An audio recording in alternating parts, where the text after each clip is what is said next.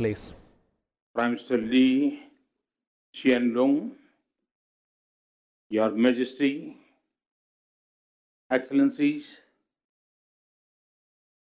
I'm delighted to welcome you all to the ASEAN-India Commemorative Summit.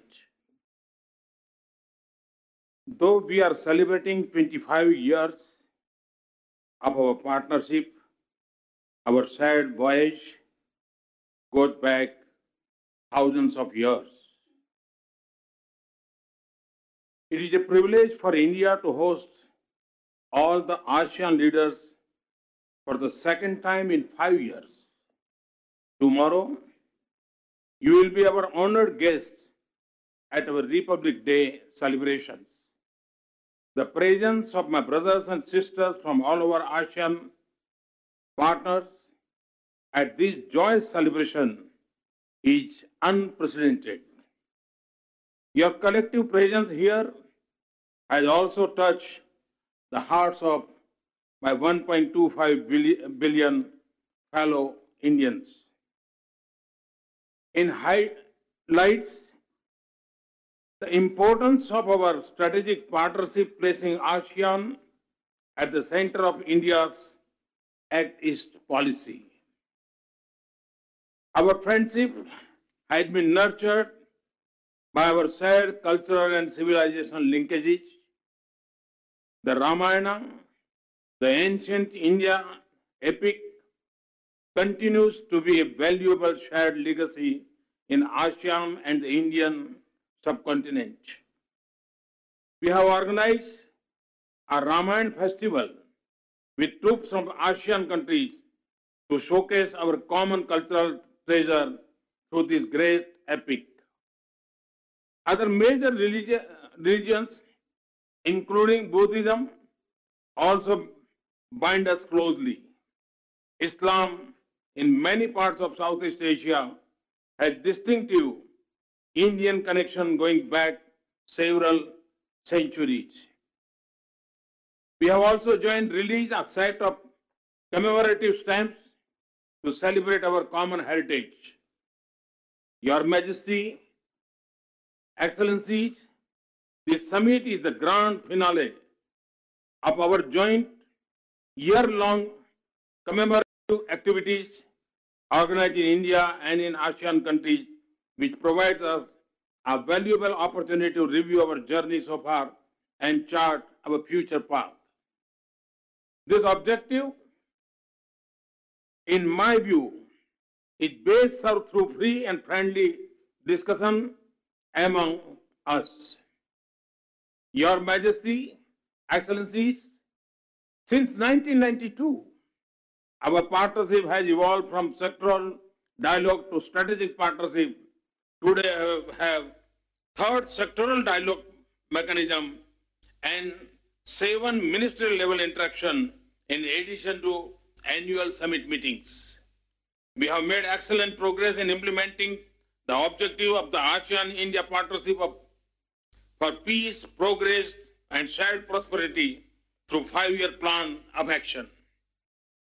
The progress in implementing our third action plan for the period of 2016-2020 is commendable.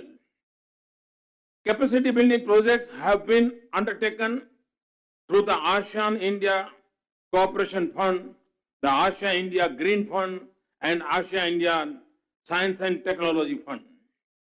Your Majesty, Excellencies, India shares ASEAN vision to peace and prosperity through a rules-based order for the oceans and seas. Respect for international law, notably UNCLOS, is critical for this. We remain committed to work with ASEAN to enhance practical cooperation and collaboration in our shared maritime domain. During the retreat session, we had an opportunity to discuss ASEAN-India cooperation in maritime domain as one of the key focus areas of growth and development of the Indo-Pacific region. Indeed, maritime cooperation has been an integral part of our discourse throughout our commemorative activities with the theme resonating in the ASEAN-India Connectivity Summit in the workshop of Blue Economy as well as in regular dialogue mechanisms. Humanitarian and disaster relief efforts, security cooperation, and freedom of navigation will be key focus area for our maritime cooperation. The Connectivity Summit was also an affirmation of the linkage that India shares with ASEAN through land, maritime, cultural, civilization, and people-to-people relations that date back centuries. Your Majesty, Excellencies, information and communication technology will forge new bonds of digital connectivity among us. This could include new areas of cooperation in a regional high-capacity fiber optic network and a national rural broadband network to digitally connect remote areas. India offers to undertake a pilot project on rural connectivity which would create digital village in Cambodia, Laos, Myanmar, and Vietnam. Success of this project could be replicated in other ASEAN countries. We also offer a training program on telecom and networking technologies to share best practices in policy, regulation, and technological development for information and communication technology professionals from ASEAN countries. In order to deepen our understanding and cooperation in financial matters, I propose a dialogue on digital financial inclusion and investment promotion and infrastructure. Combating terror financing jointly is yet another important area where we could work collectively. Your Majesty, Excellencies, our $70 billion trade has grown 25 times over 25 years. Investment from ASEAN and India are robust and growing. We will continue to work with ASEAN to further enhance our trade ties and facilitate interaction among our business community. The success of recent events like the Business and Investment Meet and Expo, the ASEAN-India Business Council meeting, in Business Conference, the Startup Festival and Hackathon, and at ICT Expo have shown encouraging results. We hope that our Project Development Fund and Quick Impact Project will help our companies integrate into regional value chain, particularly in textile and garment, pharmaceuticals, agro-processing, and electronics. Your Majesty, Excellencies, people-to-people connectivity has been the foundation of our close ties for hundreds of years. The Indian diaspora has settled far and wide in Southeast Asia. They are warmly accepted in the local community. Earlier this month, the ASEAN-India Pravasi Bharatiya Divas in Singapore recognized their contribution in forging closer ties between us. Held at the same time in New Delhi, at the first conference of members of parliament and mayors with Indian heritage, there was a large representation from ASEAN countries. To build on our historical bonds, I propose that we declare 2019 as the ASEAN-India Year of Tourism.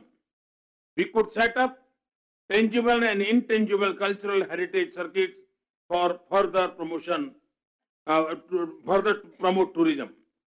The Buddhist tourism circuit could be an important part of this to attract tourists and pilgrims from our region. Your Majesty, Excellencies, India had participated in restoration works to historical structure which attest our enduring civilization bonds. It was a privilege for India to play a role in conservation works of temples in Cambodia, Myanmar, Laos, PDR, and Vietnam. A virtual knowledge portal of ASEAN-India network of museums could be to curate this shared heritage. An important focus, our commemorative events celebrate the power of our youth, our future.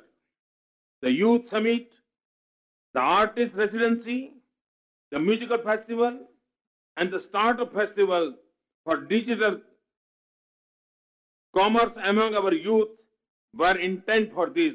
We have given a boost to their spirit by giving Youth Award on 24th January.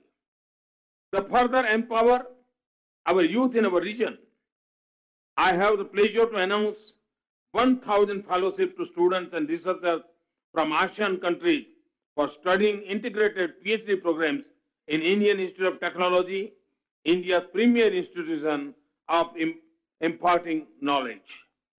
We would also like to offer dedicated training courses at the Indian Academy of Highway Engineers for ASEAN highway professionals. I also propose that we set up a network of universities to encourage greater inter-university exchanges. Your Majesty, Excellency, in conclusion, let me again join my people in expressing our profound appreciation to each one of you for kindly accepting my invitation and for joining us at this commemorative summit.